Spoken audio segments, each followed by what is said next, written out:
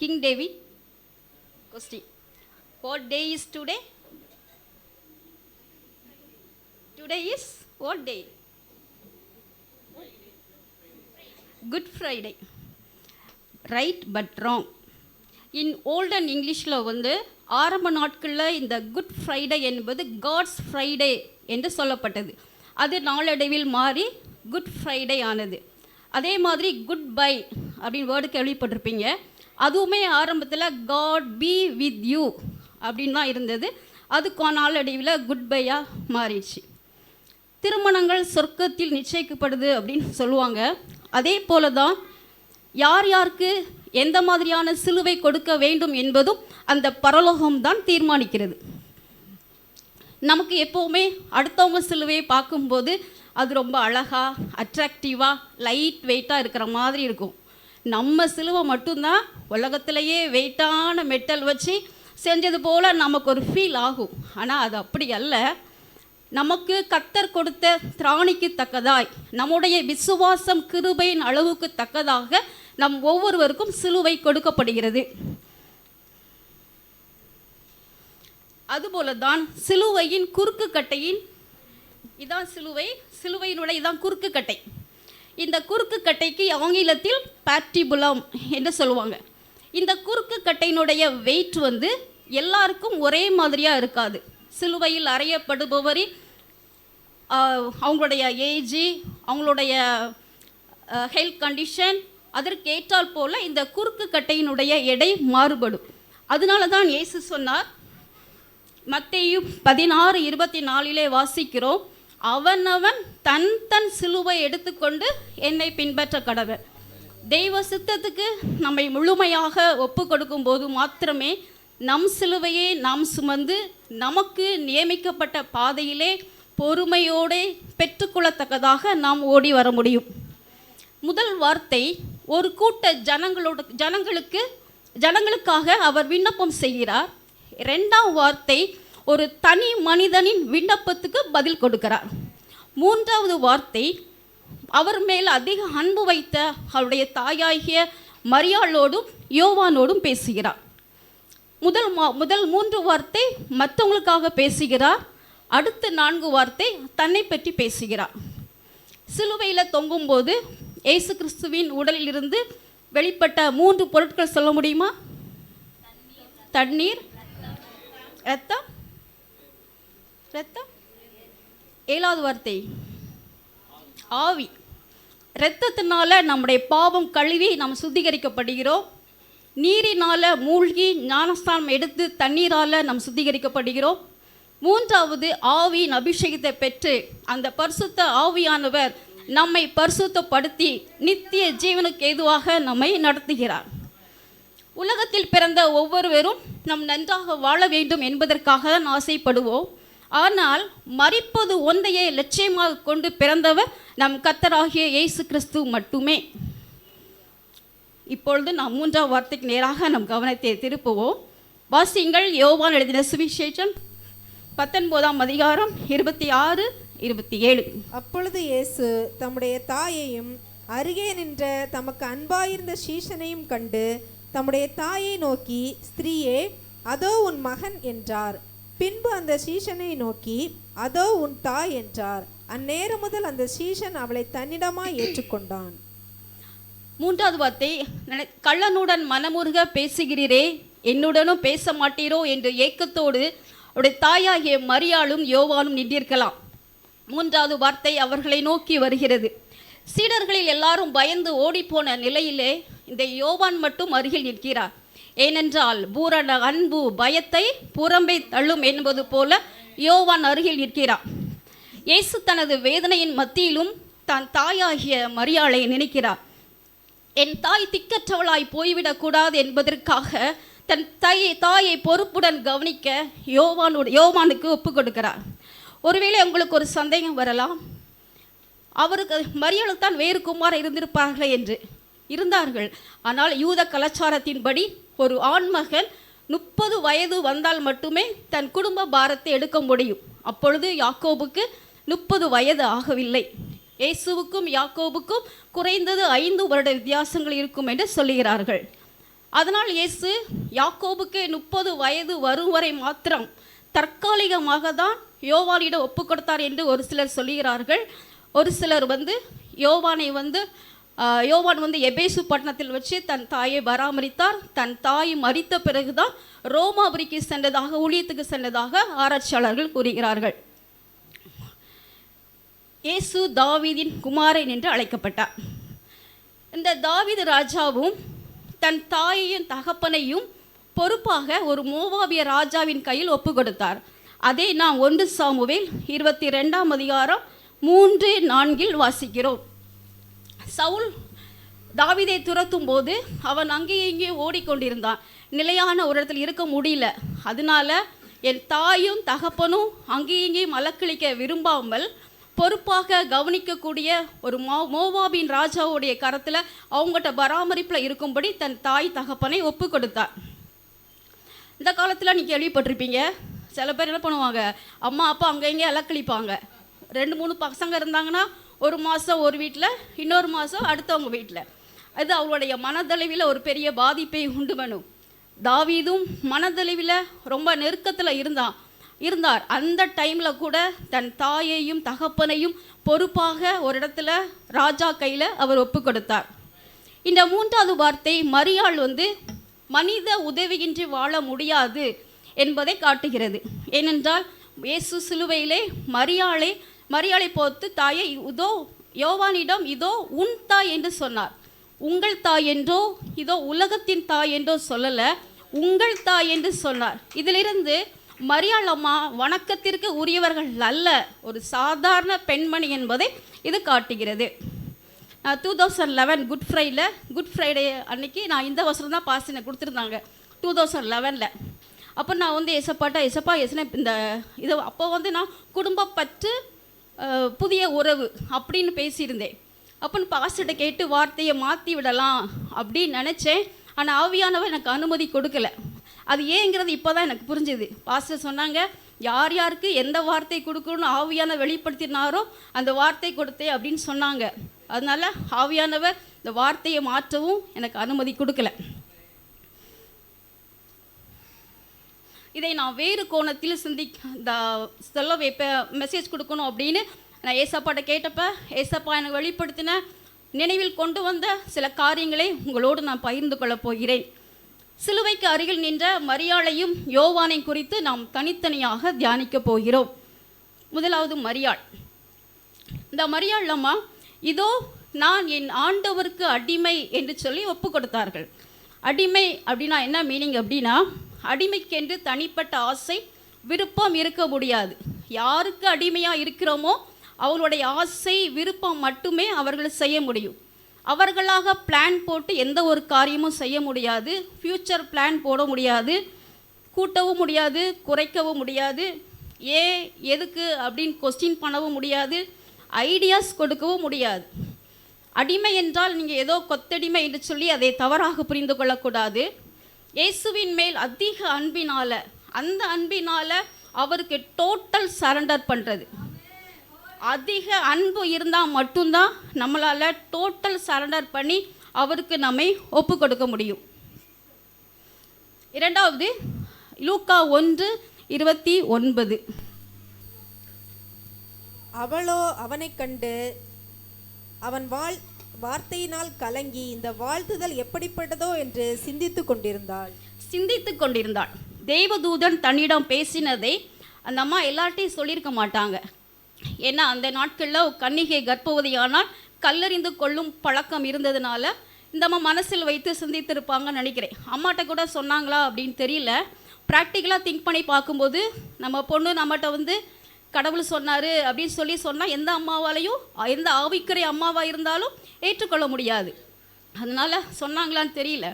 கர்த்தர் நமக்கு வார்த்தை கொடுக்கும்போது அதை நாம் எல்லார்ட்டையும் சொல்லாமல், லூஸ் ஸ்டாக் பண்ணாமல், நம்ம இருதயத்தில் வைத்து அதை எல்லா காவலோடும் காத்து அது நிறைவேறுகிற வரைக்கும் அதை நாம் சிந்தித்து கொண்டிருக்க வேண்டும். உள்ள வார்த்தை இருக்கும்போது வெளியில் நடக்கிற காரியம் எதிராக இருக்கலாம், சூழ்நிலை எதிராக இருக்கலாம், உள்ளே இருக்கிற வார்த்தைக்கும் வெளியே நடக்கிற காரியத்துக்கும் சம்பந்தமே இல்லாமல் இருக்கலாம். ஆனால் வார்த்தை நிறைவேறும். அதை புரியும்படி எக்ஸாம்பிள் சொன்னால் இந்த பாஸ்டர் பெல் அடிச்சிருவாங்க. அதனால் நான் அடுத்த பாயிண்ட்டுக்கு போகிறேன். இயேசு எத்தனை முறை ஸ்திரியை என்று அழைத்தார்? 2 முறை. முதலாவது கானாவர் திருமண வீட்டில் நிறைய பேர் இருந்திருப்பாங்க. அந்த கூட்டத்தில் ஏசப்பா என்ன எப்படி சொல்ற? ஸ்திரீயே, உனக்கும் எனக்கும் என்ன? உனக்கும் எனக்கும் என்ன? இந்த வார்த்தைக்கு என்ன அர்த்தம் என்றால், உனக்கும் எனக்கும் சம்பந்தமே கிடையாது என்று உறவை பிரித்து காட்டுவது போல் இருக்கிறது. ஆனால் அது அப்படியல்ல. மரியாளே, நான் உன் மகனாக இருந்தாலும் நான் ஒரு தேவ குமாரன் என்று காட்டுவதற்காக அவர் ஸ்திரீயே என்று அழைத்தார். மரியாள் அம்மா நம்மள மாதிரி இருந்தாங்கன்னா நம்ம என்ன பண்ணியிருப்போம்? வேற ஏதாவது பதில் இருக்கா? கல்யாண வீட்டில் சொல்றாரு எல்லாருக்கும் முன்னாலேயும், சாப்பிடாம வீட்டுக்கு போயிருப்போம். ஒரு முறை மத்தேயு 12:47 வாசிக்கிறோம். ஒரு முறை அவருடைய தாயாரும் அவருடைய சகோதரரும் அவரை பார்க்க வரல, பேச வர்றாங்க. பேச வந்திருக்கார்கள் என்று அப்படின்னு இருக்கு. பேச வந்திருக்காங்கன்னு சொல்லி அவருக்கு அறிவிக்கப்படுது. அவர் என்ன சொல்றாரு? என் தாயார் யார்? Who is my mother? இங்கிலீஷில் கேட்கும்போது ரொம்ப நல்லா இருக்கும். Who is my mother? அப்படி அது கேட்க வார்த்தை எவ்வளோ ஒரு கடினமாக இருக்குது. இப்போ கிங் டேவிட் இருக்காரு, நல்லா பைபிள்லாம் ஓப்பன் பண்ணி மெசேஜ் கவனிக்கிறாரு. படித்து ஒரு பெரிய உயர் அதிகாரத்துக்கு வர்றான்னு வச்சுக்கோங்க. அவங்க அம்மா பார்க்க போகிறாங்க, அவங்க பிஏட்ட சொல்லி விட்றாங்க, நான் வந்திருக்கிறேன் சொல்லுன்னு. அவர் உள்ளே இருந்துட்டு ஹூ இஸ் மை மதர் அப்படின்னு கேட்டுட்டு அந்த பிஏட்ட சொல்லி விட்றாரு. அந்த பிஏ அம்மாட்ட சொல்கிறாங்க, நான் உங்கள் பையன் இப்படி கேட்குறாரு அப்படி. அப்போ எவ்வளோ வலிக்கும் அவங்களுக்கு. அந்த மாதிரி வலி இருந்திருக்கும். ஆனால் அந்த மரியாள் அம்மாவுக்கு அந்த ஹர்ட் பண்ணலை. ஏனென்றால் அந்த அம்மாவுக்குள்ள வார்த்தை இருந்தது. அந்த வார்த்தை என்ன தெரியுமா? தூதன் என்ன சொன்னா? சிமியோன் சொன்னார், ஒரு பட்டயம் உருவி போகும். அந்த வார்த்தை என்ற பட்டயம் இந்த அம்மாவுக்குள்ள உருவி போன போது இந்த அம்மா ஹர்ட் பண்ணலை. ஏனென்றால் அவர் மரியாள் மகன் அல்ல, அவர் உன்னதமானவருடைய குமாரன் என்னப்படுவார். அந்த வார்த்தை அவங்களுக்குள்ள இருந்ததுனால அந்த அம்மா என்ன செய்யல, அவங்க ஹர்ட் ஆகலை. அடுத்து சிலுவையில் இருந்து ஆண்டவர் ஸ்திரீயே என்று அழைத்தார். மூல வேதாகமத்தில் ஸ்திரீயே என்ற வார்த்தை அதன் முதல் எழுத்து கேபிட்டல் லெட்டரில் இருக்கும். பொதுவாக நம்மளுடைய நேம்ஸ் தான் கேப்ஸில் எழுதுவோம். பெயர் எழுதும்போது முதல் வார்த்தை கேப்ஸில் எழுதுவோம். ஆனால் அந்த ஹீப்ரூ லாங்குவேஜில் வந்து ஸ்திரீ அப்படிங்கிற வார்த்தையின் முதல் எழுத்து கேப்ஸில் இருக்குது. ஆனால் ஸ்திரீ வந்து பெயர் கிடையாது. ஏனென்றால் அந்த சிலுவையிலே ஆண்டவர் உரத்த சத்தமாய் ஸ்திரீயே என்று அவர் உரத்த சத்தமிட்டு அழைத்தார். ஏனென்றால் அவர் சிலுவையில் மரியாளின் மகனாக அல்ல, ஸ்திரீயின் வித்தாக தொங்கினார்.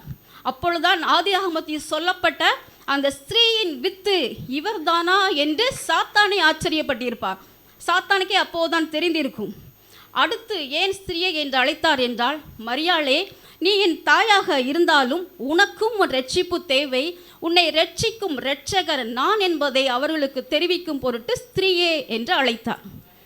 அப்போஸ்தலர் 1:13-14 மேல் வீட்டிலே சீடர்கள், இயேசு உயிர் திறந்த பிறகு சீடர்கள், ஸ்திரீகள், இயேசுவின் தாயாக மரியாள் எல்லாரும் ஒருமனப்பட்டு ப்ரேயர் பண்ணுறாங்க.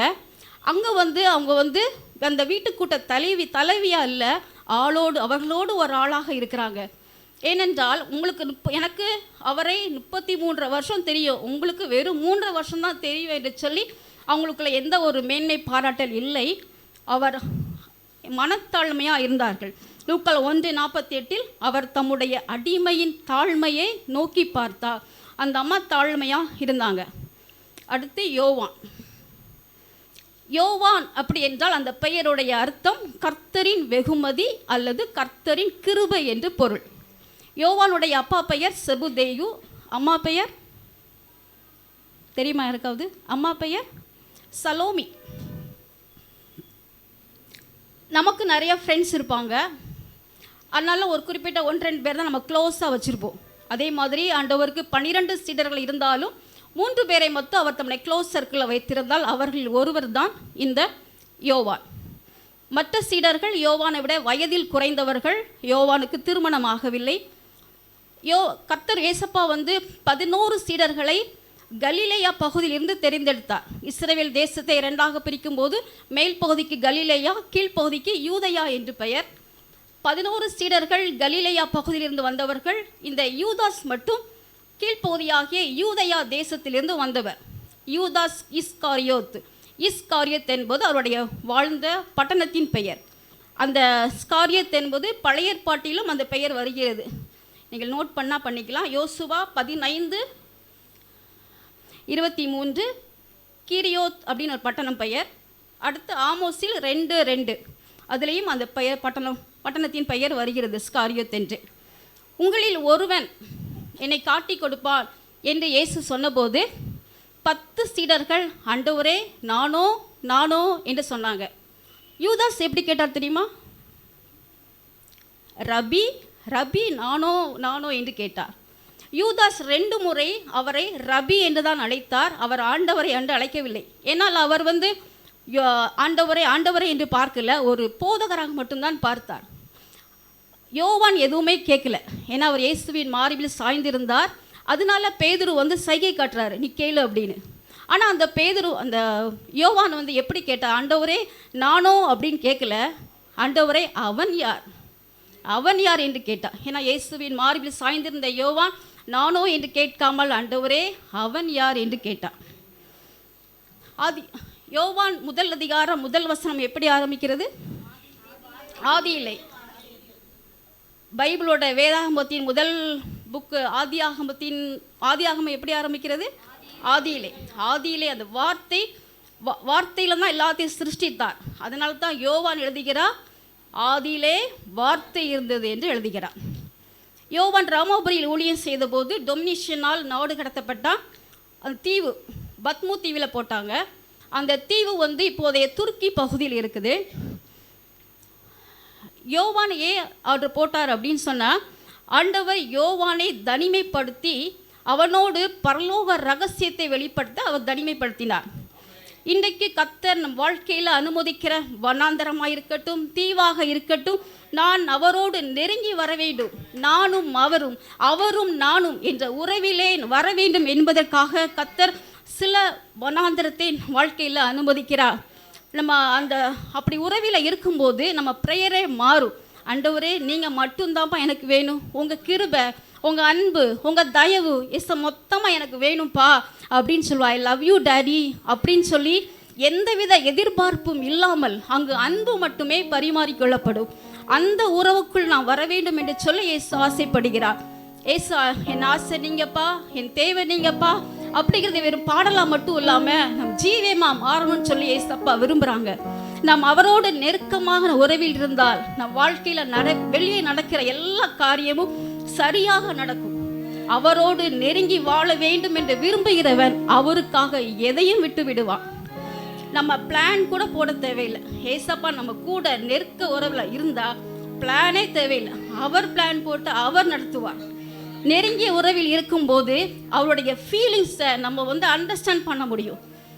அவருடைய ஜெப குறிப்பு அவரே தருவார்.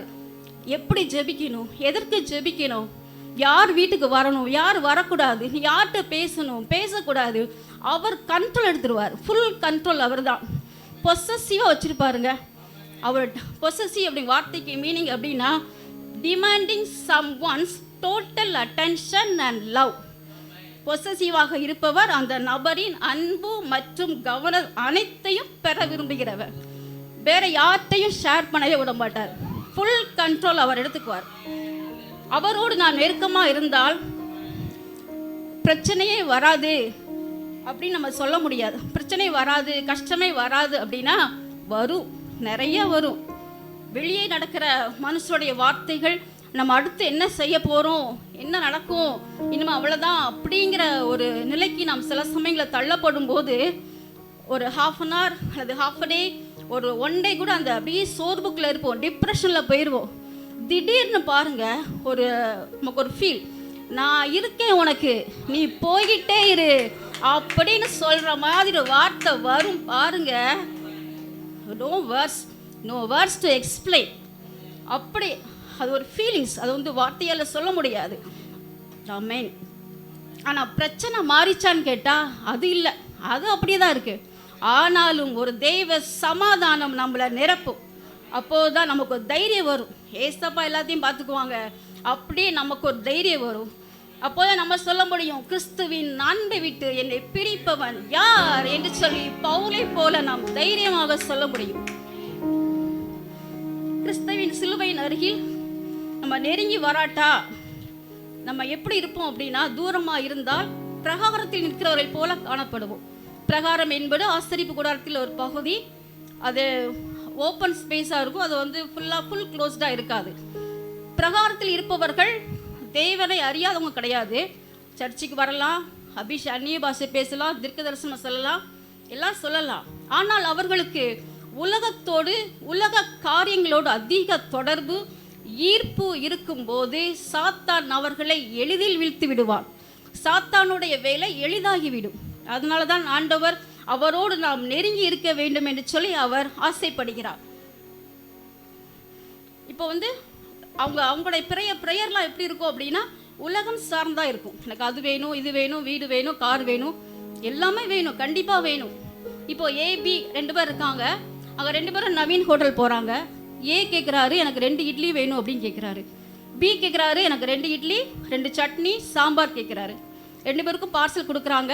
பிக்கு கண்டிப்பாக சட்னி சாம்பார் இருக்கும். ஏக்கு சட்னி சாம்பார் இருக்குமா? இருக்கும். ஏக்கு தெரியும், நான் கேட்காட்டாலும் என்ன இருக்கும், எனக்கு சட்னி சாம்பார் கொடுப்பாங்க அப்படின்னு. அதே மாதிரி நமக்கும் தெரியணும், நான் ஏசப்பாவோட க்ளோஸாக இருக்கும்போது, அவருடைய சித்தப்படி நான் வாழும்போது, அவருக்கு பிரியமானதை செய்யும்போது, நான் கேட்டதும் தருவார், கேட்காததும் தருவார் என்ற ஒரு நிச்சயம் நமக்குள்ள இருக்கும்.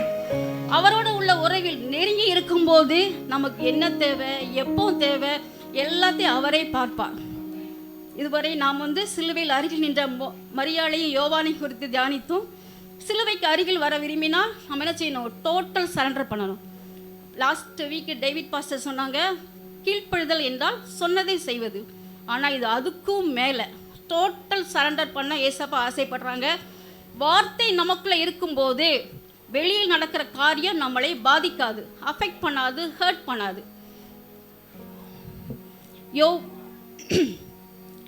யோவானுக்கு கர்த்தர் அனுமதித்த தீவு அல்லது நம்ம வனாந்தரம், நமக்கு கர்த்தர் அனுமதிக்கிற வனாந்தரம் அல்லது தீவு நமக்கு ஏதேன் தோட்டம் மாதிரி. நான் லேட் நைட்டில் இந்த வார்த்தையை கர்த்தர் நமக்கு அனுமதிக்கிற வனாந்தரம் நமக்கு அவரோடு நெருங்குவதற்கு அப்படின்னு எழுத வந்தேன். கர்த்தர் அதை மாற்றி ஏதேன் தோட்டம் மாதிரி என்று எழுத வைத்தார். அந்த ஏதேன் தோட்டம் வேர்டை கட்ட எனக்கு பாடல் வரி ஞாபகம் வந்துச்சு. ஏதேன் தோட்ட உறவு என்றும், அந்த பாட்டு மட்டும்,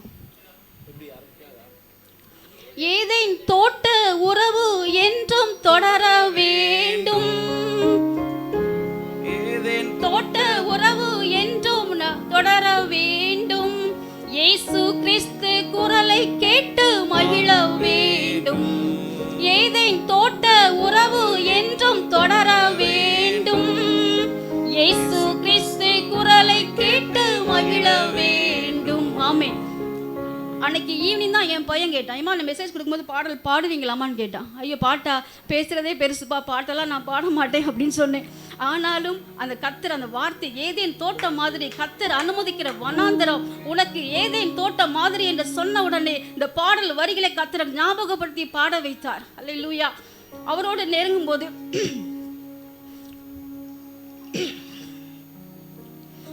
வாசிங்கள் சங்கீதம் 2ஆம் அதிகாரம் 12ஆம் வசனம்.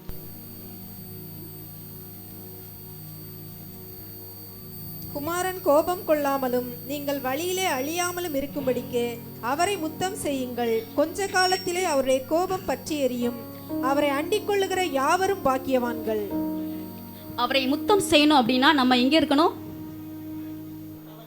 பக்கத்தில் இருக்கணும். நம்ம என்ன பண்ணுறோம் தெரியுமா? தூரத்தில் இருந்து அவருக்கு ஃப்ளையிங் கிஸ் கொடுக்குறோம். நல்லா அவரை அண்டிக் கொள்வோம். கொஞ்ச காலத்திலே அவருடைய கோபம் பற்றி எரியும். அவரை அண்டிக் கொள்கிற, அவரோடு நெருக்கமாக இருக்கிற அனைவரும் பாக்கியவான்கள். கர்த்தராகிய இயேசு கிறிஸ்து சீக்கிரம் வரப்போகிறார். கர்த்தர் தாமே இந்த வார்த்தையை ஆசீர்வதிப்பாராக. ஆமென். கரங்களை தட்டி கர்த்தரை மகிமை